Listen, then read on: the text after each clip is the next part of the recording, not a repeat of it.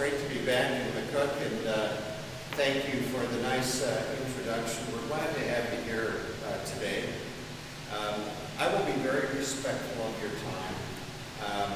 Our thought is that we'll go about an hour, but I would emphasize if there is something on your agenda, don't be embarrassed if you have to leave.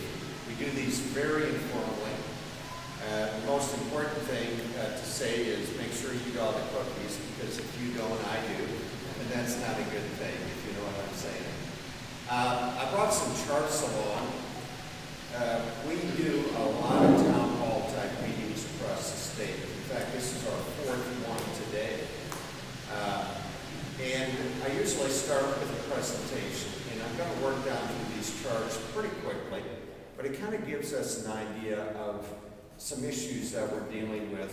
I will focus on budget and the fiscal situation that we face, but there are so many other things that might be on your mind, and so I'll talk 15 minutes maybe, and then I'll just open it up, and feel free to bring up any topic that you're thinking about. So I will start with our first chart. We picked out some newspaper headlines from around the country that deal with the budget issue. The Wall Street Journal, I think, generally is regarded as a conservative publication.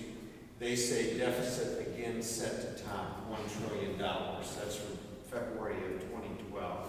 Pretty recent. The Washington Post probably pays as much attention to Congress and the Cabinet, the President, as any publication. And they said in May of 2011, Social Security and Medicare had run short sooner than expected. The San Francisco Chronicle, certainly a part of the country that would be regarded as more liberal, and they say President Obama punts on the U.S. deficit, and that comes in February of 2012. And you can find thousands of newspaper articles and headlines that kind of trumpet the same concerning message.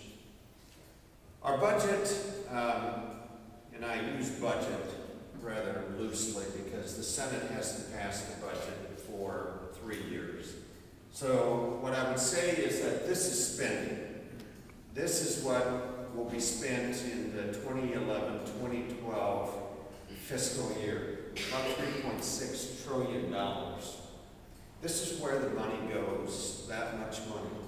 About 19% goes to national defense.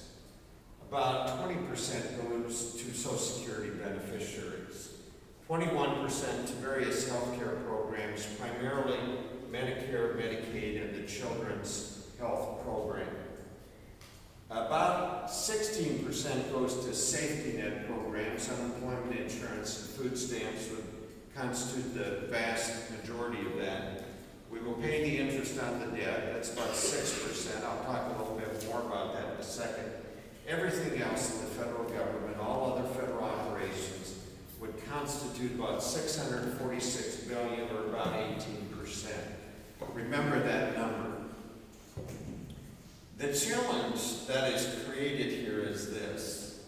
If I were to come out this afternoon and without charts say, look, folks, just elect me, I'm going to protect your Social Security, I will protect your Medicare, we won't cut any other health programs like Medicaid, etc. We'll have a strong national defense. If you lose your job, there'll be unemployment. We'll make sure that if you're really down and out, there'll be food stamps available. We'll pay the interest on the debt. We'll have a strong national defense. You know, I've just talked about things that probably are pretty near and dear to most people's hearts. Well, I've just taken 82% of the budget off the table. And what I've left is 18%, $646 billion. So even if you could eliminate all of the rest of the federal government, if you could lay off the FBI, close the federal courts, on and on and on, you would save $646 billion. The deficit this year will be over $1 trillion. It's been that way for the past 4 years. Projections are it will be over $1 trillion as far as the guy can see if we don't do something about it. You begin to see how impossible it is if That's your message to deal with the budget.